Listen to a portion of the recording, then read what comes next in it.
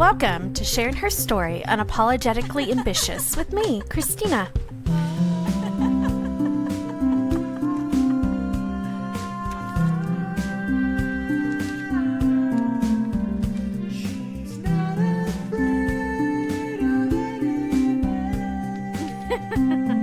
This is fun. Hey y'all, thank you so much for being here. Welcome to my new podcast. I'm super excited about it.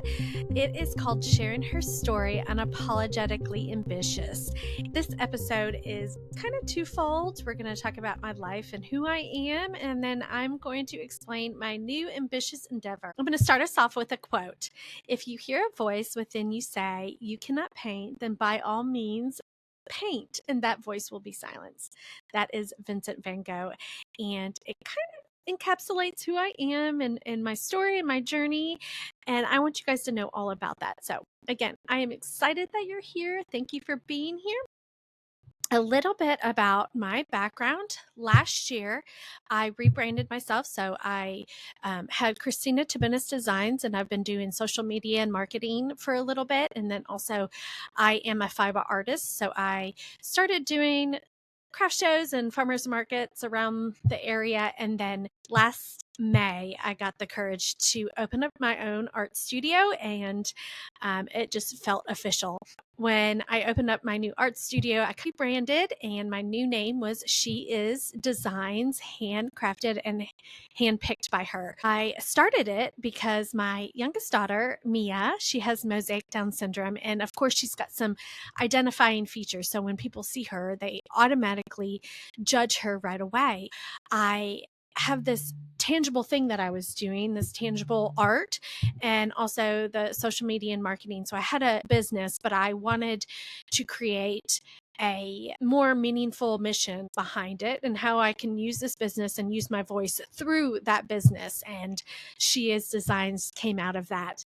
So it basically is She Is, period. So she is whatever she defines herself as. So she is beautiful. She is smart. She is a businesswoman. She is a mom. She is whatever that is. Nobody else can define who she is. Of course, I'm a Christian, so I believe my identity lies in Christ, but I get to define my path. It's kind of your intrinsic self and in your heart. And everything that I do is to reflect that and reflect who I am. And I've always been about encouraging other women and empowering other women. And so this podcast, we're going to hear from some awesome women, these women that are successful business women or successful small business owners, moms, and homeschooling moms. All of these awesome stories that we're going to hear through this podcast, I'm just so excited about. So thank you for joining us. Back to the quote from earlier by Vincent van Gogh.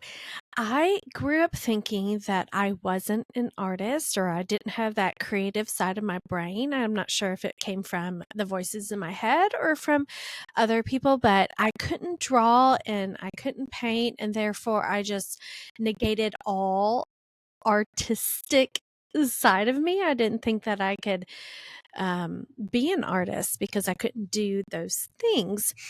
And I went down a path that didn't use much of the creative side of my brain or didn't tap into that. I went down the side of leadership and business. All the choices that I made academically or professionally went off of that and believing that I wasn't artistic. It took me 30 years to believe in myself. I could actually identify myself as an artist. Again, it took me until last year to become a professional studio artist, to believe in myself enough to think that I could be successful doing that. All that to say, I have always had ambitious, crazy goals, and sometimes they don't line up with the logical part of my brain, but sometimes you just got to tell yourself, just paint. Just do it. I've always pushed the comforts of society. I've always pushed myself and others outside of our comfort zones. I remember once having a conversation with a young female that came into my studio, and she was complimenting me for taking the step to open a studio. And she was telling me about her story and how she was an artist. And I could hear in her voice that little quiver, that little waver. And I asked her, I said, why haven't you taken that step, or why haven't you put yourself out there?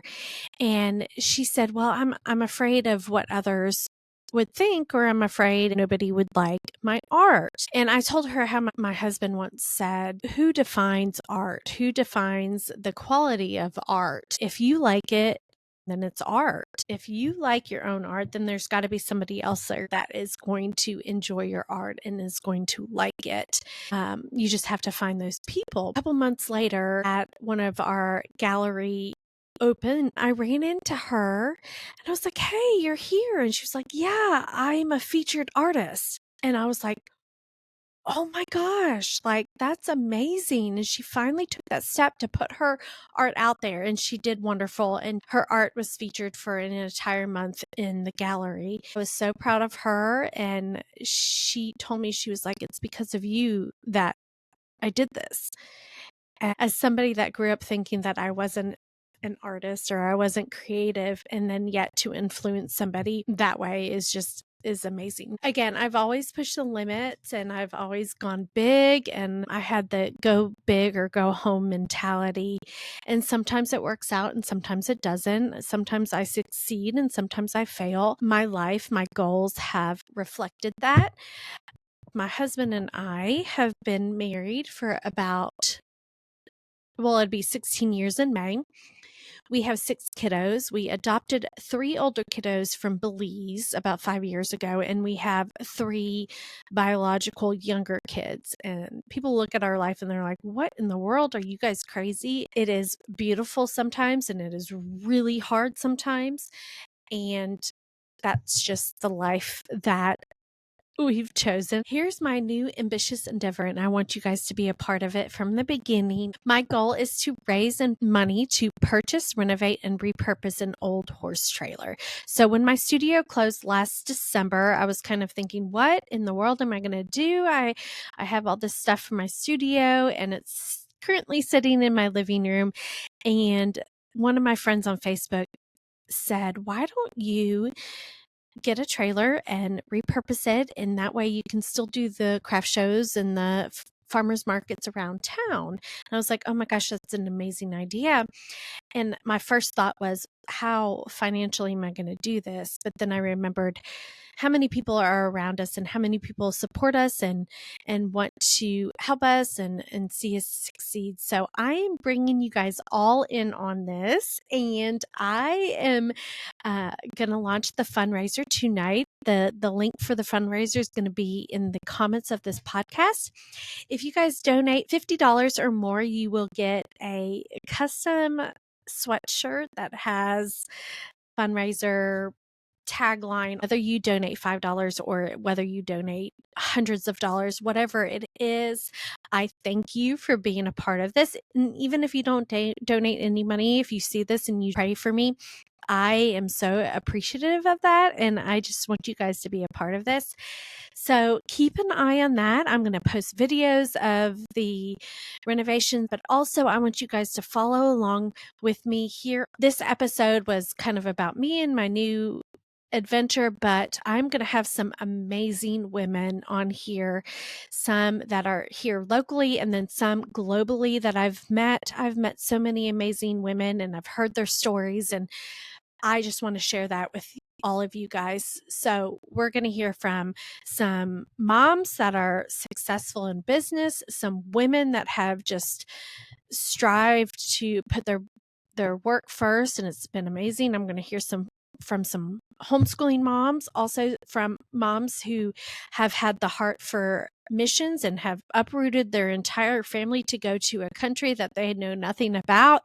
It's just going to be a lot of great information. I hope you guys join me. I'm going to try to put these out weekly, but I'm a mom, so we'll see how that goes. Anyways, friends, it's you and me. Let's change the world. I know that's an ambitious idea, but that's me. Love y'all. See you again next week.